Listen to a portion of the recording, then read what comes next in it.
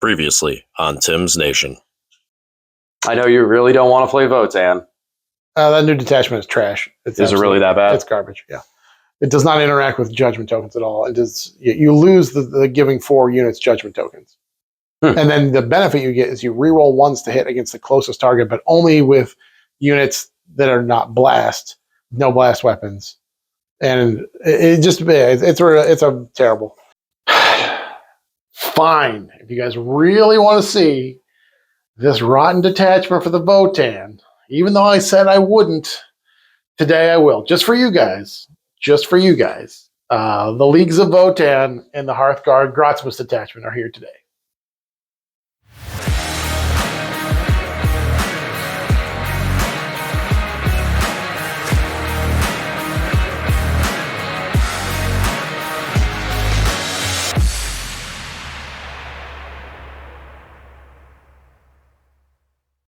Welcome back, all our 40k fanatics out there. I'm DJ. And I'm Lane. And this is a fan-requested battle report. By all stretches of the imagination, I will be bringing the Imperial agents back to the table, and Lane is playing Hearthguard grotmas detachment Votann. That's right. That's right. You guys requested it. Here it is. So we are bringing this, we are calling this one the Battle of the Bad. Because these detachments are probably... the battle of the bottom of the barrel. Battle of the bottom of the barrel. These detachments are probably the worst detachments to come out of the grotmas detachment. There could be some stuff that could be done to tweak these things to make them a little bit better. But all in all, these are not the ones that you're going to be seeing winning your next competitive event, such as Las Vegas Open, which was won by... Deathwatch. Which ultimately means... I'll be playing Deathwatch very soon. Yeah, that's right. But for now, we are bringing, like we said, we're bringing the bottom of the barrel because after seeing some stuff from LVO, which we'll cover, totally different video, totally different time, it definitely makes, there's definitely a feel for what the meta looks like, and I honestly think it's basically up and down. Up and down, shooty. Yeah, that's a big part of the meta. But again, that's for a later video. Let's talk about these terrible detachments today. First things first, before we jump into the list, why they are bad. Lane, why do you believe this Votann detachment is bad? And what do you think is some possible good, though, you can get out of it? I don't understand the differences in some of these grotmas detachments. For example, the Grey Knights one, where it's just and. Where with the Votann one, it's like, no. There's too many exclusions. You can reroll ones to hit, but only into the nearest eligible target. Which is very easy for your opponent to play around. Hey, DJ, you can just throw some trash in front of me, and if I go to shoot at your good stuff and there's trash in front of me, I can't use the detachment bonus when shooting at your good stuff. It's very easy to be played around. Grey Knights, there's nothing you can do to interact with it. They just have full rerolls to hit for, everybody gets reroll ones to hit, and it's all the time. Plus, you get all these full rerolls for all these other conditions you can get. Votann, no, Votann, Hearthguard, the reroll ones to hit, only in the nearest eligible target. It is shooting and fighting, but on a weapon skill, ballistic skill, 4-up army, that doesn't help out that much. I would hope you're fighting the nearest eligible target. But in combat. Yeah, you can choose anybody in combat. Shooting-wise, though, I mean, you can't get around because it is nearest eligible. So a unit that is out of line of sight, but closer, would then not be an eligible target. And other units that is technically the closest unit, that trash unit in front of you, you can clear them out with that so your guys can shoot somewhere else. I mean, granted, like you said, your point is still very, very, very valid. But clearing the trash unit is difficult when you're hitting on 4s. And the trash unit doesn't have any judgment tokens because we don't give out any judgment tokens at the beginning of the game. The trash unit hasn't killed anything. Most likely. So hitting on 4s is rough. But to my point is that even the unit that's further back that could only see that trash unit could clean them up. They're their closest eligible target and get the 3s. But to your point, your ultimate point that I completely agree with, it is a hoop you have to jump through in order to get this, where that trash unit is something that may be a low attack, low weapon skill, low strength unit that literally could only charge your Hecaton land fortress. And now you have to eliminate it because it's a priority to get the bonus elsewhere. And it honestly doesn't even fall in your priority check. Well, I mean, there are some good, types of weapons that are good for dealing with trash units, and those are blast weapons, except the blast weapons are excluded from the detachment rules. The blast weapons don't benefit from rerolling ones to hit at all, ever. There is another detachment rule. The Hearthguard, or units led by a Call or Uthar, get extra AP. shooting the nearest eligible target or in combat. It's kind of nice for those units, but the only units are the Hearthguard and then I guess Hearthkin if they're led by a call, but you're not bringing Hearthkin to do the damage output, so it's very silly. So mostly this is a Hearthguard detachment. This is all about the Hearthguard. Yeah, and unfortunately I don't have 30 Hearthguard. I just have 20 Hearthguard, like some kind of casual. But no, it's really just benefits the Hearthguard because Says Hearthguard the guy with ballistics. 37 Cyclone missile launcher Terminators. Yeah, I mean that's something different. I don't have all the Hearthguard, but they are weapon skill, ballistic skill 3 up, so at least they do hit on 3s, really on 1s, which is helpful to them. And then go the enhancements are pretty mediocre. There are a couple of cool strats in there. There's a 6-inch deep strike, although you cannot charge from it, but at least it gets me closer and allows me to choose that nearest eligible target. And I can give guns in the Hearthguard rapid fire 1, not the blast weapons, of course. We have to exclude the blast weapons. But the plasmas going from 1 shot to 2 shots gets pretty juicy. So there are a couple decent stratagems, but it's not really enough to make up for the fact that the army in general doesn't benefit from its rules. Well, How about those assassins, DJ? Tell us about assassins. Mine's going to be a heck of a lot quicker. So my army is roughly basically 500 points that has to take on the whole world. So it is 4 assassins. Now, you don't have to take all 4 assassins, but when you do take any of the assassins, you are forced, obligated, and it is mandatory that you take the qualified enhancements. So you have to take all of their enhancements regardless of What are all reasoning. those enhancements? They're all like 10 or 15 points, DJ? Yeah, 40, 30, 35, 40 points apiece. And one of them is trash. The other 3 are pretty cool. We'll talk about those more as the game goes on when we use those abilities. I don't want to spend a lot of time on that because there's a lot of things they can do. But I do like the Calidus because it makes her like a mini Yinkarn in some ways, where she can teleport around the field. Hers is really good. I personally think this detachment could have been a little more feasible in this concept if instead of giving all these crazy rules and doubling up the activated abilities that you had, just lift the Epic Hero clause for assassins and leave it as that. Leave it at that. Assassins or battle line. You can take 6 of each assassin. There you go. But for the most part, and then for the rest of the army is really just data sheets. Some of the stratagems do interact with the other units, and there might be some times that a couple of them might go, okay, you know what, I'm going to use this one. But my personal favorite, because of the namesake, Hyper's Tims. Hyper's Tims. That is exactly how you pronounce it. I'm not going to believe anything else otherwise. Is a 2 command point strat that targets an infantry character unit and gives it +1 toughness. If that character is the Eversor, you get a 4-up Feel No Pain. So without that, the Eversor part of it, it's 2 command points to give 1 model, which might be a model with a toughness 3, because we are playing Inquisitors, toughness 4. Oh, heck yeah. I have a feeling that is not going to be a stratagem I'm going to be using on that character very often. Might move it on the Eversor, because a lot of the other strats, like we said, a lot of the other strats do have conditional appliances for them, but we'll see how that plays out. So I might be in a position where I do have 2 command points to go for a 4-up Feel No Pain on the Eversor. That could be some value, but I'm more excited to see with some of the double activations, like double activating the Eversor for his overkill ability, really strong. Double activating the shield breaker rounds on the Vindicare, very cool. So there's some really cool stuff out of that. But ultimately, I got 4 models to take on your army with, and then the rest of it is just going to be, well, distractions. Distractions. You know what? Breachers giving reroll wounds to some Inquisitors and stuff, that's going to help. That's fun. That's going to be fun. So, all right. We talked about those detachments in that realm. Let's jump over to the list of what we're bringing today. Lane, what do you got? All right, guys, this is a little bit awkward. 1,980 points of Votann in the Hearthband detachment. If you want more details on all these units and the enhancements and how we plan to use them, please check out our separate army videos that we have. But for now, this is just a quick rundown. So we have an Einherjar champion with the Bastion Shield enhancement. We have 2 Grimnirs, one of which has the Iron Skein enhancement. And then we have a Call with the Quake multi-generator enhancement. For Battle Line, we have 1 10-man of Hearthkin Warriors. We do have 4 Sagittars, all of them with the high-last beam cannons. We do have 2 5-mans of Chthonian Berserks with the plasma axes. We do have 2 10-mans of Einherjar Hearthguard. These guys are WYSIWYG, so we do have 1 that is Volkites and Plasma Blades, and we have another one that is the Plasma Guns and the Concussion Gauntlets. And then we've got 2 squads of the Hernkin Pioneers. The Jet Bikes, we have a 6-man and a 3-man. DJ, what are you bringing today? All right, what I'm bringing? 4 assassins and a whole bunch of a whole bunch of cannon fodder. So this is the what is it? The Veiled Blade Elimination Force, which is primarily the assassin detachment. So for this, I will be bringing all 4 assassins: Caluxus, Eversor, Calidus, and Vindicare. We also have 3 rhinos, one of which is going to be toting our Deathwatch kill team. Those are not Grey Knights or Deathwatch. Talk about that more in a minute.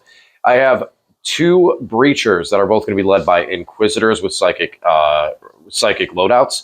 Those will also be in rhinos. Then we have Inquisitor Shark Draxus, who will be leading a squad of breachers herself. We have 2 Armiger Helverins because I like them. They're pretty good. And then we have 2 of the 10-man squads of the Shield Boys with their goodest little doggos. That's it. That's it.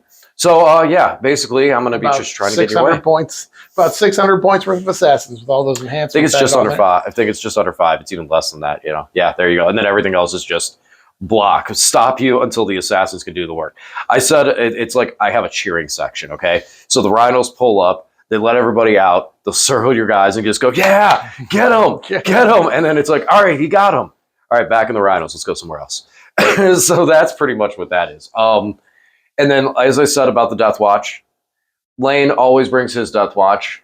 The only Marine army I play is Grey Knights. So as we discuss this, I'm going to get some little shields to just clip onto those guys when I run this army. And I got hammers. I got guns. I got swords. I'm going to be running Death Watch that are silver. All right. Did Death Watch win LVO and he doesn't even want to touch my Death Watch models? I don't know what the deal is, guys. Convince him otherwise. Yeah. There's a couple of reasons for it, and one of the big ones is I don't want Lane to have to carry even more stuff over here. So I was trying to be nice, trying to be a good guy, but you know what? Death Watch. That's that. All right, let's get over to this game. Odd or even? Even. It is even. It's like the multiple 6s I've rolled since we switched this table. It's weird. All right, so I do have infiltrators. I do not, so you can drop first. All right, we'll be back after deployment. And the Battle of the Bad, the bottom of the barrel battle is deployed. Lane, for this matchup, tell us what we are doing here today. We are playing the most glorious game of Warhammer 40,000. Our deployment today is Search and Destroy. So we have the table quarters with that 9-inch bubble in the middle. Our mission rules: prepared positions. Battle line units can go to ground or heroically intervene for 0 CP. Don't expect to be doing a whole lot of that. Then our primary mission is Burden of Trust. So we get primary points, 4 points for each objective in no man's land we control. When we control an objective, we can choose to guard it with a unit, which is not an action. We just declare that a unit is guarding it.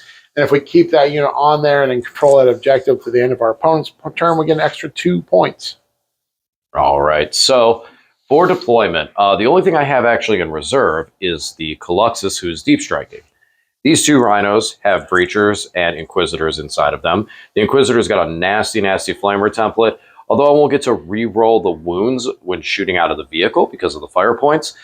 Still kind of a cool little extra ability to be able to give to those rhinos and move them up there. And then, you know, as I disembark, the breachers give them the re-roll wounds. Then we got our shield boys right here, ready to run up on the objective. A Calidus assassin over here. She's exactly 7 inches away from that objective marker. If we choose to do so, she can pick up, though, if we go second. The Eversor's up here. He has a scout move, so if we don't go first, I can run away with him. And then, yeah, we got Draxus and company back here hiding, as well as another squad of subductors back here, the Shield Boys. We want to make sure that we are able to always guard at least our home field, because although the home field objective does not count for this mission as far as the 4 points is concerned, you can get the 2 points for guarding it. So I want to make sure I keep that. We have a rhino here. This rhino is also going to be part of that plan, and it has the kill team into it, ready to get that boosted move and just rush off at any of these objectives that Lane decides to start doing work, moving on to. This Vindicare is actually on the top shelf, because for him, he is able to pick up all 3 objectives from this angle and shoot at them for whatever units are on those. So that's kind of the play and what we're looking at for that. I think that's everything from... Oh, yeah, then the Helverins. Doing Helverin things. Just being there, ready to move out and start shooting stuff. Depending on where Lane goes, it's going to be kind of interesting because they actually have a pretty decent profile into the Sagittars. Sagittars can pop them easily. if those guns really start going off with these. It's just sustained D3 on those, right? Yep. So if they start going off, they can really wreck me, but I also have a good profile going into them. So it'll be kind of a fun little shooting gallery between the two of us. All right, that's it for me. Lane, what are we doing?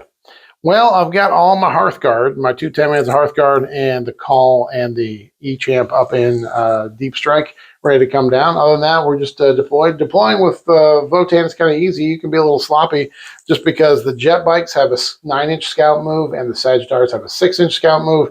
So you can kind of adjust things if you're going to worry about getting shot or move forward, start getting on objectives. So we have Sagittar here with 5 man of the Hearthkin in it. These are the ones with the weapons. We've got 5 man of Berserks there, 5 man Berserks in this one, and then the 2 Grimnirs riding around together as best buddies in that Sagittar there. Of course, we've got a 6 man of the bikes ready to go out and get on objectives, and we've got 5 brave Hearthkin warriors protecting our home field objective here in case we need to, we're going to guard that, score a couple points there. And in case you didn't know, the Sagittar is the thing that allows that's the thing that allows you to split up the Hearthguard, is it not? Yep, yeah, you can split the Hearthkin. My bad. Split them into 5 mans with the Hearthkin. So I've got half of a Hearthkin in here and the other half on the objective. Yep. All right. So in this scenario, what would you like to do? Go first or second? I can do either. I mean, going first, I can get out there, get on objectives, should be able to score secondaries pretty easily. So I'm happy either way. Yeah, I'd like to go second. I'd like you to move a little bit and see what goes down in that aspect. But I do have some speed, so we can get some coverage on the board before that happens. So, all right, let's let the dice decide. Oh, that's a beard. That's a beard. That's a 6. So that means that, Lane, you will be going first. Now, we do have some scout moves first, so we got to resolve those scout moves. And just like that, ta-da, we are scouted. So, Lane, what'd you kind of do? I just pushed everything forward. I'm going first, so I might as well get out there and get ready to score some primaries and secondaries. See if I can put some things on objectives. And for me, it's real nice with the Eversor because you can really just make it a very, very threatening target. Because I could go 9 inches forward, then go 15 inches on his move, plus advance, and then charge and just fly him across the field at something. But we are not going first, so instead he's getting back behind the wall. I'm going to wait till later. So that is it. It's time. I think the only thing left to say is it's time to play the game. All right, turn 1, I pulled Sabotage and Area Denial. So I scooched forward here with this Sagittar. It's going to be nice and hidden in there. It's going to do some sabotaging outside my deployment zone. We've got the middle objective here for Area Denial. Although I don't have to be on the objective, I figure I might as well. I know the Breachers like to reroll their wounds on those, but I'm going to risk it. The Sagittars are toughness 10, so hopefully they can withstand a little bit. And then we got another Sagittar that advanced over here. All right, that's it. That's my turn. No shooting, nothing like that. We're just going to score a few points and then see what happens on DJ's turn. For this turn, it is Bring It Down and Containment. So I was originally going to pitch Containment and try and get a new one, but Lane brought up the fact we're not playing Hammer and Anvil. So things like my little Calidus Assassin can at least score me 3 points. And that's exactly what she's going to do. Now we have Bring It Down as well. So we want to blow up some vehicles. This vehicle is going to be a tough one. We have very minimal shots onto it, but one of the big shots we do have is the Vindicare Assassin with his anti-vehicle, anti-monster 4-up enhancement. He also has devastating wounds. And you know what? We could even go shield breaker rounds if we really wanted, but I don't think I'll need to because it would just be already devastating wounds on that 4-up to wound. He has some pretty decent damage output, but he is AP 1. So that's going to be a problem. But if we can get a couple hits through, we could pick up that Sagittar. Otherwise, we advanced up these shield boys and just kind of protected so Lane can't just run the Breachers straight through to Draxus and company. And Draxus and company moved up to get into a better position. Over here, we moved up another one of our Helverins. We disembarked this team of Breachers, and they're going to shoot and try and do some damage with the Inquisitor and try and see what they can do to Sagittar. And we got a 100 killer missile that we're going to put in it too from the Rhino. So that's going to be what we're looking at doing. We got some shooting that we're going to do first. Nice thing is with how I'm set up, this Sagittar should go down. Even if we fail with what we have over here, the Helverin, as well as the Vindicare Assassin, has eyes onto that Sagittar, so we can at least make sure we finish off one of our 2 targets. All right, let's do some shooting. Well, even out of the Navy fleet, we were still able to do it. So we fired the Hunter-Killer first at the Sagittar, and it failed to wound. And then we popped our once per game ignore cover so that we could fire all these guys in here. We have some 3 grenades first. First through grenades. Thank you. First through grenades, and then pop the once per game ignore cover because we had decent damage. And the Melta, the multi-Melta, saw it through and blew up the Sagittar. But wait, that's not all. This Helverin right here was able to get 1 wound through for 3 damage, which means that this Sagittar, a 9 wound model, only had 6 left. Well, look at that. The Vindicare Assassin. I had to spend a command point to reroll the damage, but it was worth it, as the Vindicare stuck and shot and blew up the Sagittar. So for my turn, I will get a 7 secondaries. I'm super excited right now so that when my heart gets broken later, I have this moment. Vindicare Assassin has eliminated a Sagittar, a vehicle in the shooting phase, and that's it. All right, now we can move on to, that's it. That's Lane's turn now. Let's see what the Votann do and answer back to that. So for top of turn 2, I pulled Secure No Man's Land, engage in all fronts. I will not be able to engage in quite all the fronts. I will engage in several fronts. Engage in most fronts? Some fronts will be engaged. 1, 2, 3 fronts will be engaged, and we will have secured No Man's Land here. We got 1, 2, got a little wheel sticking out there. Yeah, so we just kind of moved up. We're going to try to kill these guys, these abductors, these breachers. Don't like what they did shooting up my Sagittar, so we'll get some vengeance here. These little guys, Hearthkins scooched onto the objective, and then these Hearthguard did the 6-inch deep strike. I spent a CP on the strat to deep strike just out of 6, so I could pop in here, and they kind of lined them up so they can all see these guys and these guys. So we'll put some damage out there and see what happens. Yeah, let's do a little shooting, see what happens. So shooting, the Hearthguard put the grenade launchers into the breachers here. Didn't pick up the whole squad, so there's a couple guys left. They're OC2, and I have 6 OC on here. DJ has 7 OC on here, so I'm probably going to have to charge with these Hearthkin to try and mess that up. Although the cute little trick that I pulled was because this mission special rule allows us to go to ground for 0 command points, I targeted them for 0 because they're battle line. And then the Inquisitor says whenever I'm the target of a strat, on a 3-up, I gain a command point. So I actually gained a command point going to ground with them. And that 3-up helped, especially with the grenades. Yeah. And then, so we're just going to charge in here.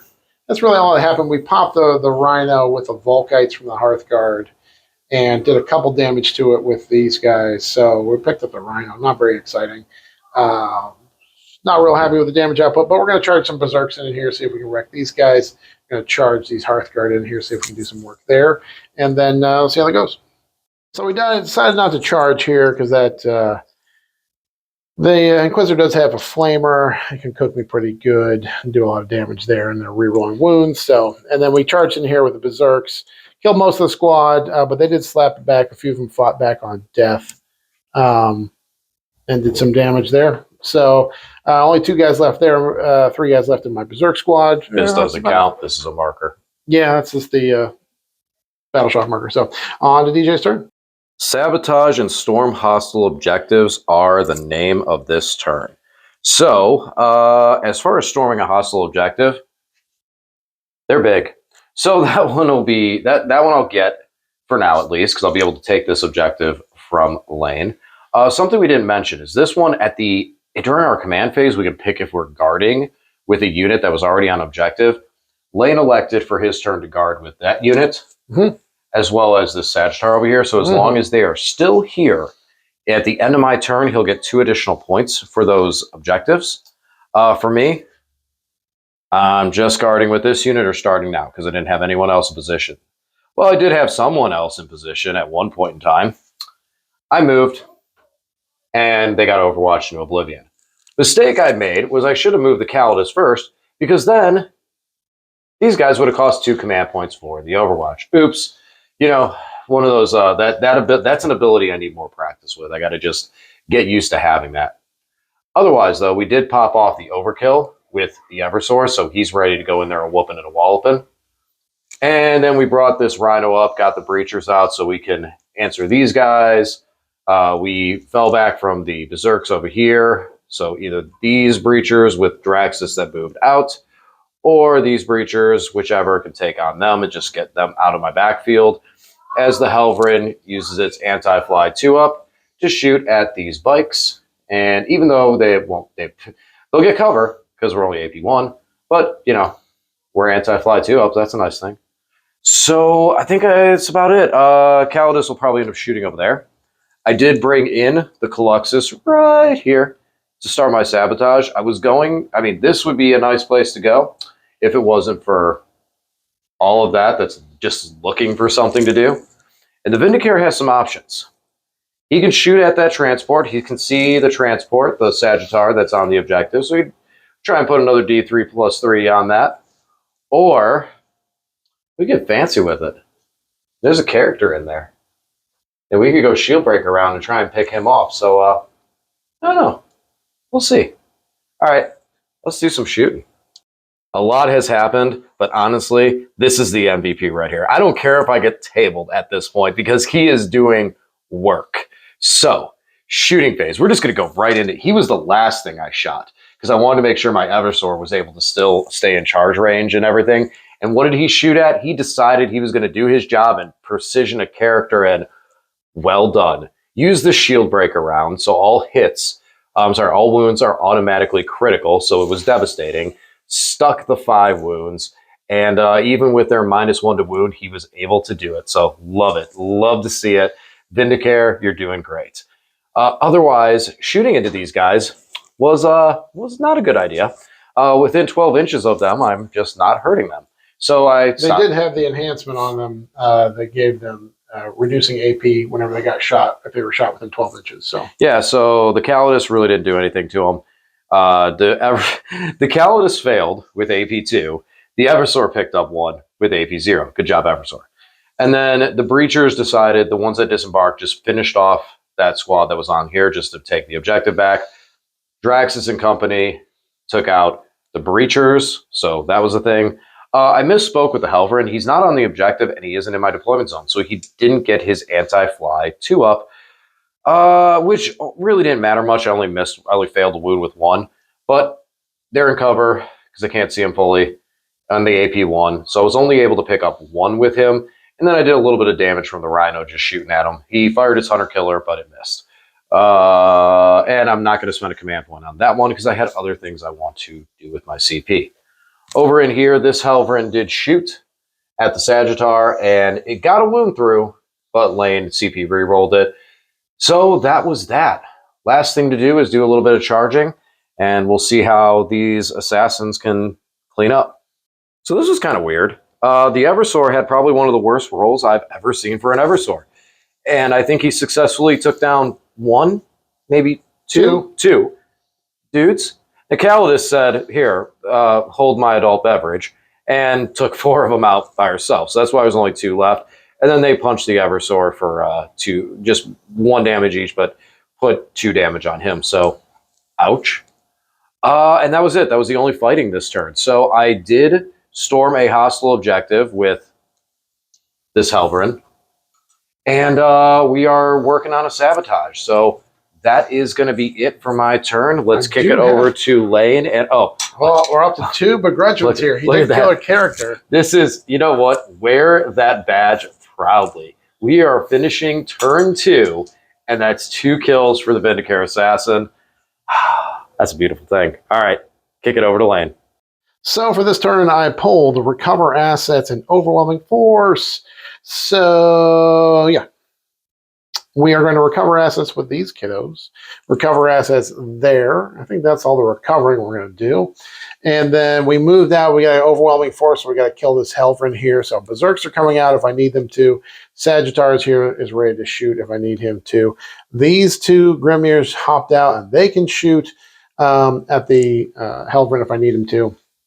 The Pioneer jet bikes swooshed up here so I can target this Calexis, so I can be within 6 inches of him to shoot him, and he won't be able to do the 1 CP 6-inch lone op on him. I could put some shots over here into the Vindicator too, just depending. I can also put shots in here into the Helvrin if I need to. So that's it.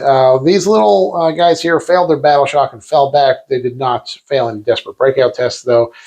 And now these two surviving pioneers are going to try to shoot the last 2 wounds off of the Eversor. Yeah, that's it. That's it. Let's do a little shooting and see if it does anything. And I forgot I did bring in, I had to deep strike in my last squad of Hearthguard. So they dropped in here. Not going to be able to do a whole lot. Be able to put a few plasma shots into the Helvrin. Maybe do some damage there if I need it. So DJ did pop Hypers Tim's. Thank you. Hypers Tim's.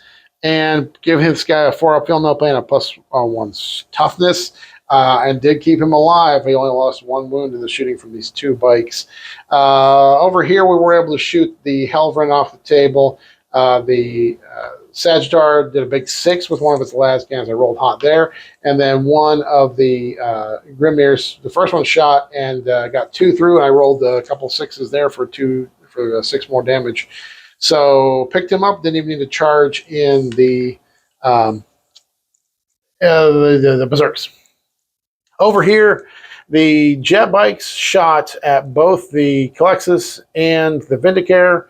They picked up the Vindicator and left the Calexis with 1 wound, and then these guys finished off the Calexis with a little bit of shooting, a couple plasma guns in there. So now we have nothing to do but charge. Go in here and see if we can punch the last wound off this guy. So the last 2 Pioneer jet bikes charged in, and for 1 CP, DJ did heroic in the Calidus because she does have fight first, so she got to fight first. But the toughness 6 of the bikes is what saved me from getting wrecked too bad there. I did lose one of the bikes, and the last bike was able to punch in and take that last wound off the Eversor. So big turn for us here for the Votann. We did pick up 3 assassins in this turn, which I believe in this detachment is like 900 points. I think their enhancements are You just keep increasing it. Yeah. By the end of the game, it's going to be like, oh, we just took out 1,300 points. So we did score overwhelming force for picking up the Helvrin, and we are recovering assets hither and tither with the Sagittar on to DJ's turn. So we're still on sabotage, and we picked up overwhelming force. So we want to beat a unit up on an objective. I think these guys are going to be the targets. Not my baby Berserks. So the way this turn went, first, we, because you might notice that there's a Calidus over here.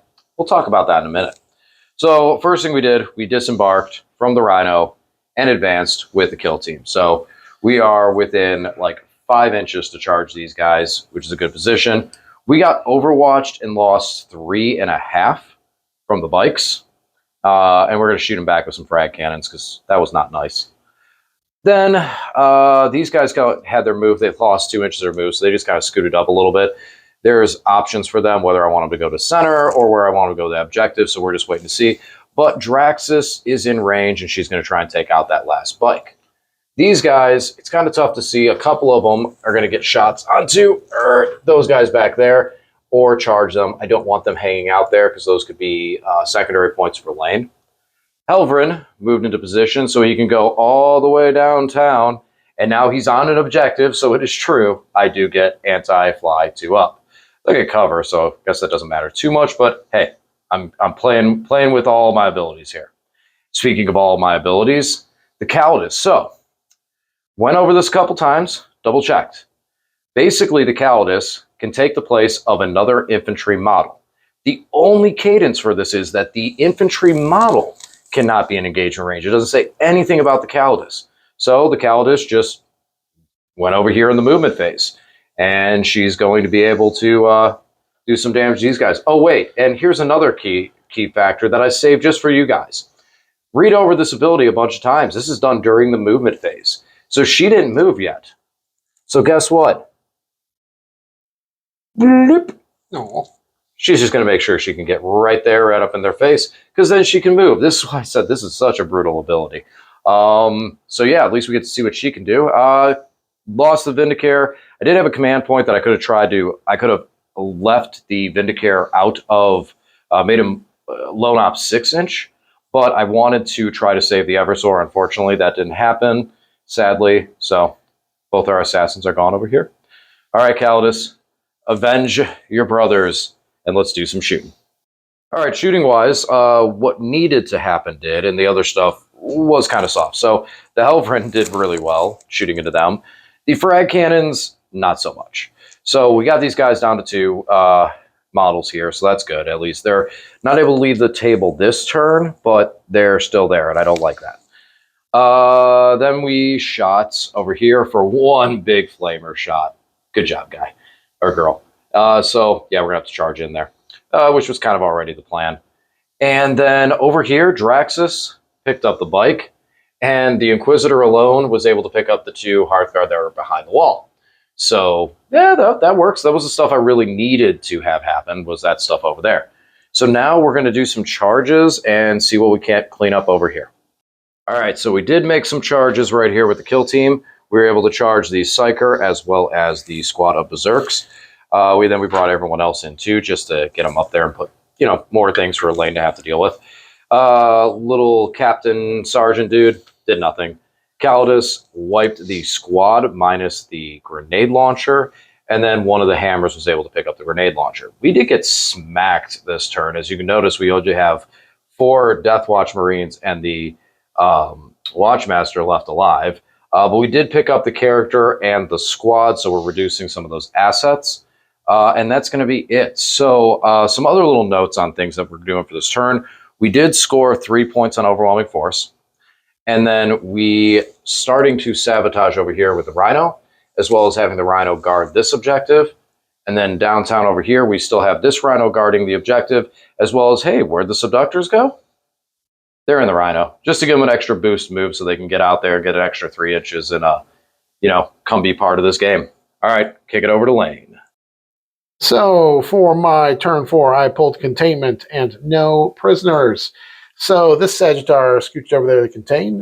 These guys are guarding. These guys, I auto-passed the last 2 Pioneer jet bikes, and I'm containing with them there.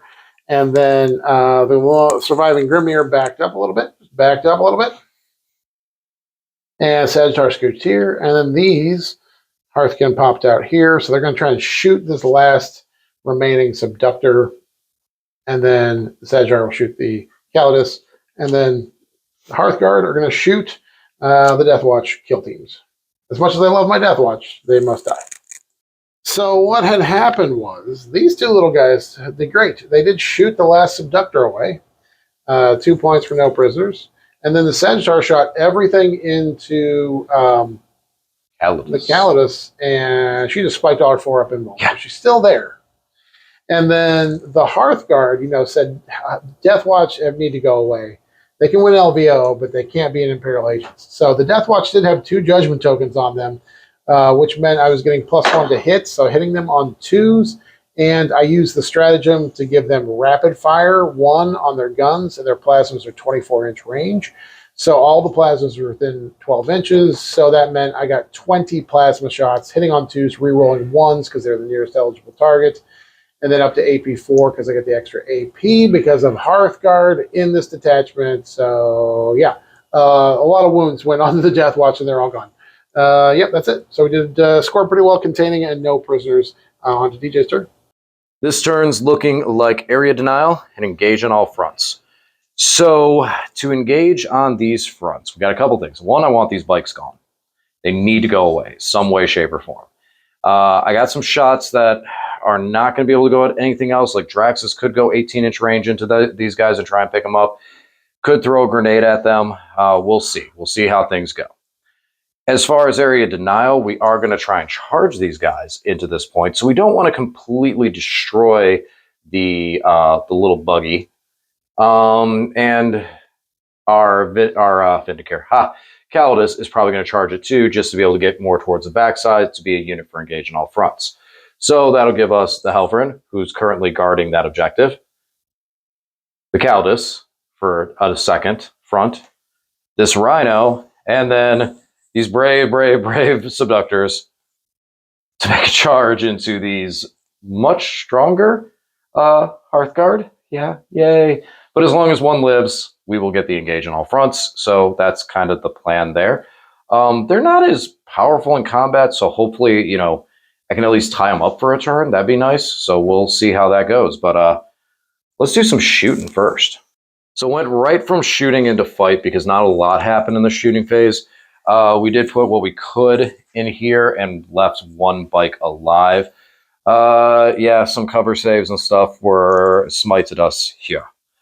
Then we shot and did quite a bit of damage to the Sagittar with random shooting, and then charged in. Tank shocked only for 2 damage. The Chain Fist, Raxus, even with the rerolls and the wounds. Well, first you got to hit with the Chain Fist for the reroll wounds to matter, and it's only 1 attack. So unfortunately, Sagittar lived, which denies us area denial at this time. It's got 2 wounds left, so hopefully we'll just be able to finish it off during Lane's turn and get the area denial that way. And then over here, Subductors did land their charge. We only lost 3 in the dog getting smacked back, and we did 1 grand wound to the squad.